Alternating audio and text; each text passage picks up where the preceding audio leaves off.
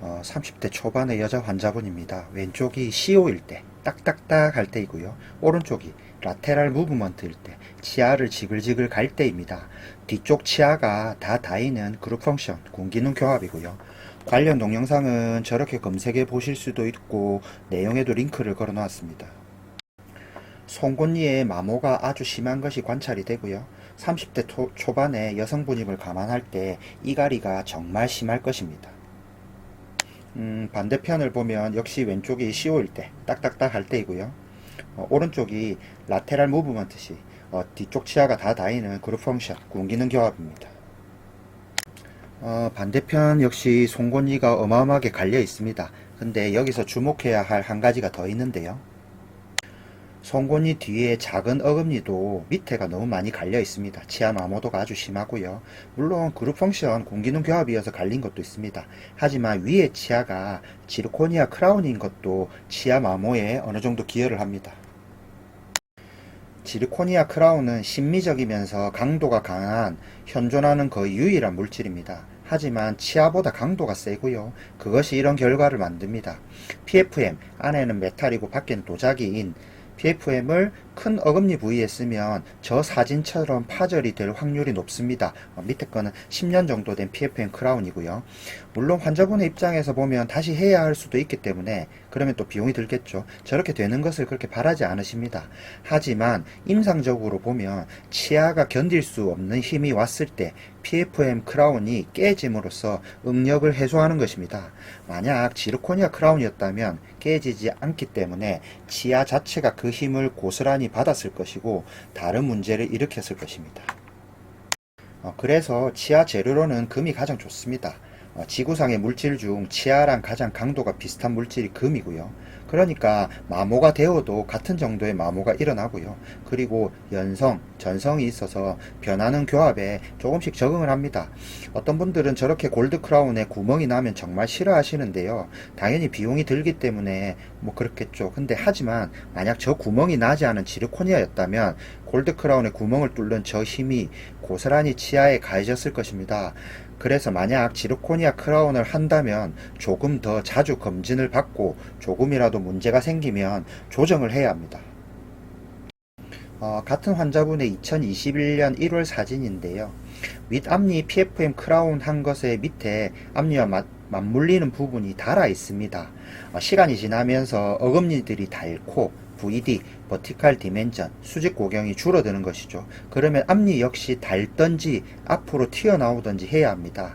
만약 윗앞니를 지르코니아 크라운을 했다면 밑에 치아가 일방적으로 닳던지 아니면 윗앞니가 앞으로 튀어나왔을 것입니다. 치석으로 인해 잇몸이 녹고 뿌리가 노출이 됩니다. 밑에가 정상 잇몸 색깔이고요. 위에는 치석 때문에 염증이 생겨 붓고 뻘겋게 됩니다. 모기한테 물린 거를 생각하시면 됩니다. 씹는 힘에 의해 많이 녹은 치아는 보기와 같이 빠집니다.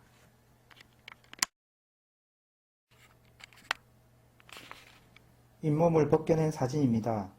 뼈가 치아를 감싸고 있습니다. 이 뼈가 치석 때문에 서서히 녹습니다. 결국 잇몸이 녹는다는 건 치아를 잡고 있는 뼈가 녹는다는 말입니다.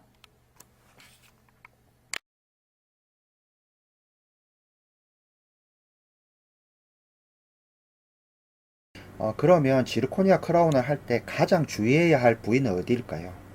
물론 모든 지르코니아 크라운은 어느 정도 주의를 해야 하지만 제일 끝 아래 위아래 치아는 특히 자주 검진을 받아야 합니다.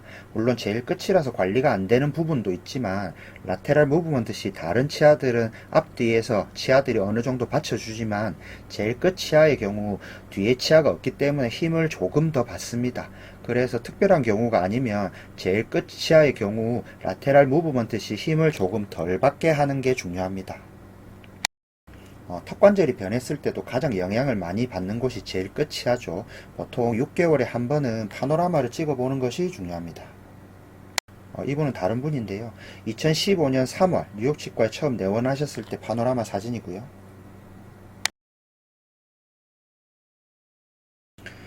임플란트 식립 조건에 맞게 식립되어 있는 것이 관찰이 됩니다. 보통 이렇게 식립하면 10년, 20년 별 탈 없이 가는 경우가 대부분이고요. 왼쪽이 2015년 3월, 오른쪽이 2015년 10월입니다. 임플란트가 식립되어 있는 것이 눈에 들어오고요. 2016년 2월 PFM 보철을 완성했습니다. 2023년 12월 임플란트를 하고 7년 10개월 만에 처음으로 내원하셨는데요. 임플란트가 흔들린다고 하셨고요. 별로 힘도 안 줬는데 임플란트가 쑥 빠집니다. 그러면 이 경우 임플란트가 왜 빠졌을까요?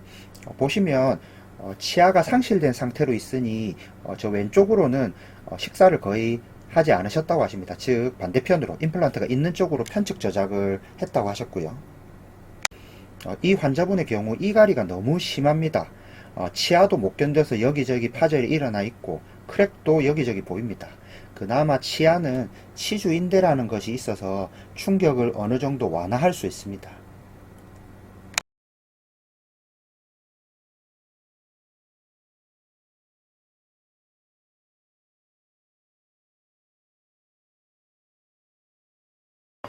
치주인대는 침대의 스프링을 생각하면 됩니다.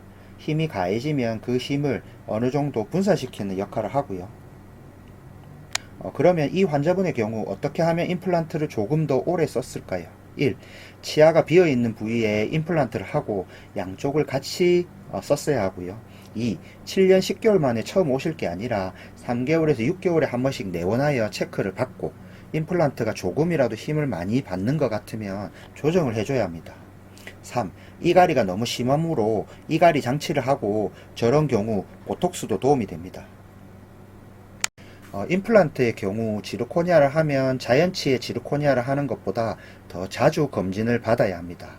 임플란트 자체가 치주인대가 없어 과도한 힘에 취약한데 지르코니아로 크라운을 해버리면 오로지 임플란트에 힘이 집중됩니다. 일반적으로 자연치의 지르코니아 크라운의 두께는 대략 1mm 정도고요. 그러면 다른 치아들이 마모가 되어서 지르코니아 크라운에 힘이 집중된다고 하면 지르코니아 크라운을 조정해 줘야 합니다. 지르코니아 크라운의 두께가 점점 얇아질 것입니다. 씹는 힘에 따라 다르긴 하지만 보통 지르코니아 크라운이 깨지는 두께가 0.7에서 0.5mm 정도일 때입니다. 지르코니아 크라운이 물성이 강하니 무조건 오래 쓸 수 있다. 만약 그냥 놔둬버리면 그 힘이 치아에 집중되어 치아가 빠지게 될 수도 있습니다. 지르코니아 크라운은 아주 강한 물성과 신미성을 지니고 있지만 이것이 오히려 단점이 되기도 합니다. 이건 다른 환자분의 2016년 6월 처음 틀니를 장착했을 때 정면 사진이고요. 8년 4개월 만에 저렇게 치아가 다른 것입니다. 틀니 치아들은 전부 레진치입니다. 그러면 자연치보다 빨리 닳습니다. 그러면 어느 정도 레진치들이 닳아버리면 앞 자연치에 가해지는 힘이 커졌을 것이고 자연치들이 닳게 됩니다. 그리고 VD가 줄어들면 앞니가 뻗어집니다. 그리고 앞니가 부러져 있죠. 물론 모든 틀니 환자분들이 이렇게 되지는 않습니다. 남자 환자분이고 틀니가 처음 들어간 2016년도에 50대 후반이셨습니다. 근육이 좀 있으신 편이었고 씹는 힘이 아주 좋았습니다. 그러면 같은 조건에서 이렇게 되지 않으려면 어떻게 해야 했을까요? 레진치가 닳아서 어느 정도 VD가 낮아지면 레진치 교체를 해야 됩니다. 그러면 VD가 높아지는 효과죠. 근데 틀니 환자분들은 보통 틀니 만들고 거의 치과를 안 오십니다. 틀니 제작 몇 년 뒤에 오시면 이런 환자분들은 VD랑 교합평면이 다 망가져 있습니다. 자, 이건 또 다른 환자분 사진인데요. 2017년 8월 풍치랑 신경 문제로 여기저기 발치할 치아들이 보입니다. 이 환자분 역시 전형적인 사각턱, 씹는 힘이 좋고요. 치아 마모가 아주 심했습니다. 자, 2024년 10월 사진인데요. 치아가 몇 개 상실된 상태로 꽤 오랜 기간 지내셨고 치아 마모 때문에 VD가 조금 낮아진 상태였습니다. 왼쪽이 2017년 8월, 오른쪽이 2024년 10월인데요. 앞니의 사이 공간들이 조금 더 넓어졌습니다. VD가 낮아지면서 앞니가 앞으로 뻗어지면서 공간이 더 크게 된 것이죠. 1. 심미적이면서 강한 강도를 가진 치과 크라운 재료는 지리코니아 밖에는 현재 없습니다. 하지만 치아보다 강도가 강하기 때문에 생각보다 많은 문제를 일으킵니다. 이건 금을 제외한 나머지 재료들은 정도의 차이가 있으나 다 마찬가지입니다. 정기적인 점검이 중요하고 치아 마모가 심한 환자일수록 더더욱 중요합니다. 2. 임플란트에 하는 지르코니아 크라운은 자연치 지르코니아 크라운보다 더 자주 점검을 받아야 합니다. 3. 틀니의 경우 전 세계적으로 레진치를 많이 씁니다. 교합력이 세거나 이갈이가 있으신 분의 경우 마모가 심할 수밖에 없기 때문에 다른 틀니 환자분들에 비해 레진치를 갈아야 하는 기간이 짧을 수밖에 없고 틀니를 새로 만드는 기간 역시 짧을 수밖에 없습니다. 4. 치아가 망가지는 가장 중요한 요소 중 하나가 VD, 수직고경의 상실입니다. 그리고 VD, 수직고경 상실의 가장 중요한 요소가 치아 상실 후 방치와 이갈이입니다.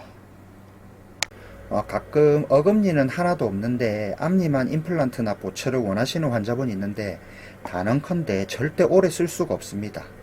5. 이갈이가 심한 환자는 VD, 수직고경이 무너지기 쉽고 교합이 단시간에 바뀝니다. 너무 심하면 이갈이 장치나 보톡스가 필요하며 심한 환자분의 경우 정기검진과 교합 조정이 정말 중요합니다.